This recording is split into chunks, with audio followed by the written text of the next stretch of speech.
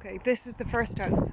I was working in CUH in the children's ward, and men were watching the owner of the hospital, the shop in the hospital, sorry, a very wealthy man. They were watching him for weeks.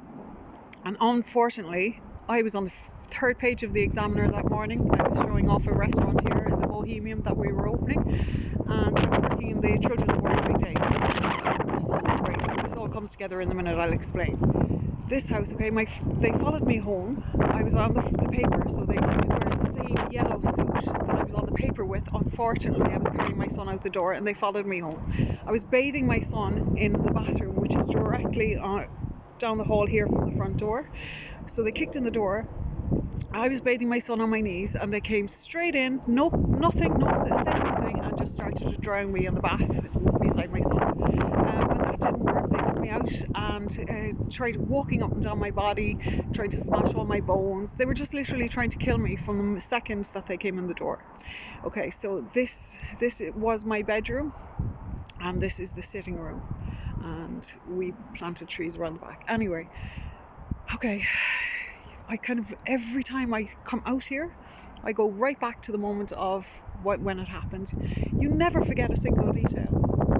So they put me into this room with my son for 2 days and tied us up. And if you can see here, there's a side window.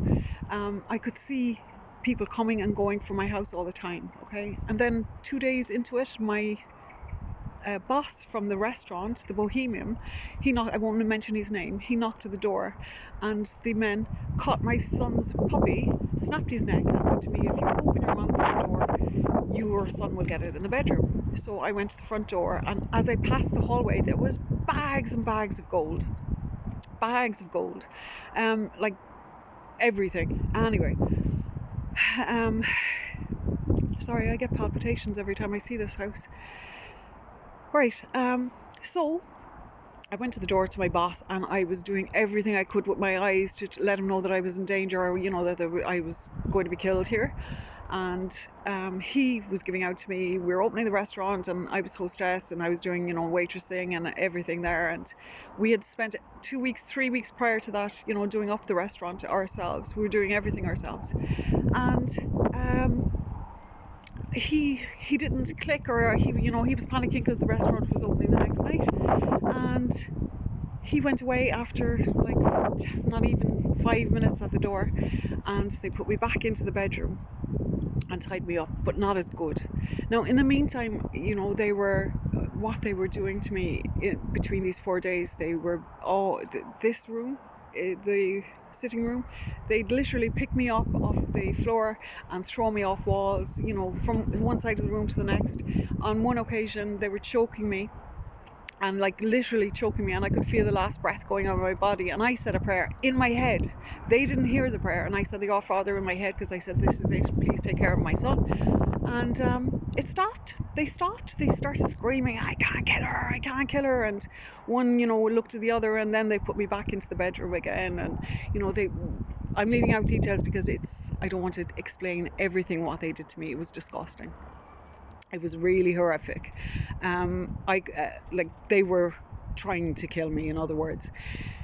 So after 4 days, I was listening at the windows. I was listening at the wall. If you're tied up in a room, you're listening for when they're going to kill you. So I heard them planning their next kidnapping, their next abduction, whatever word people like to use, abduction, kidnapping. And it was the owner of the shop in the hospital. And they had been watching him for weeks, so I knew, and I heard everything they said.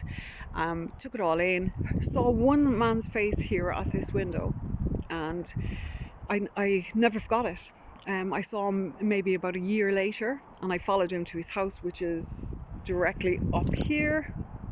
A very wealthy man, very wealthy, and they had been planning all this for months, because, all right, I'll go back to, on the 4th day, I heard snoring, and I said, "This is it." My ropes weren't as tight. I got loose with my hands, took my son on my back, jumped out the window, ran around the corner here and into the graveyard around the corner. over the wall, but when, you know, the adrenaline of escaping, I climbed over the wall of the graveyard, but I couldn't get back out, like hours later. So 5 a.m. in the morning, the next morning, people passed the graveyard, and I flagged them down, and they got the guards, and the guards got me out of there, took me to the hospital. I made 2 statements to 2 detectives, and ran down and told the owner of the shop what they were planning. And because I had every detail of where he lived, his house, where he banked, what days, he knew that. He said to me, he said, I change my banking times all the time, so you really want to be watching me for a long time to know all this. So he thanked me, he shook my hand, we both went into separate rooms, made separate statements to 2 detectives, and we both shook hands and went away. I came back to this house and I moved the next day. Right, I'm going to take you over to what happened then. Now, there was a panic button, would you believe, in this house, because it was an elderly lady that owned it before me. Now, the Garda station is just behind this black house here, so that's how close we were to the Garda station. Okay, pause.